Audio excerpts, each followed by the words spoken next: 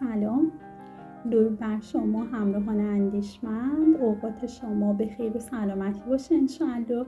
امروز با غزلی از حافظ شیراز خدمت شما رسیدم. امیدوارم مورد پسندتون باشه. گفتم غم تو دارم، گفتا غمت سرآید. گفتم که ماه من شو، گفتا اگر برآید.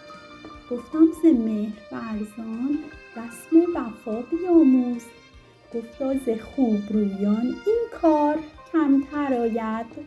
گفتم که بر خیالت راه نظر ببندم.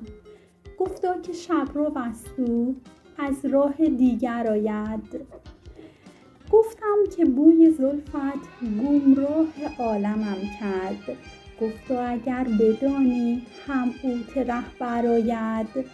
گفتم خوشا هوایی کز باد صبح خیزد. گفتا خنک نسیمی کز کوی دلبر آید. گفتم که نوش لعلت ما را به آرزو کشت.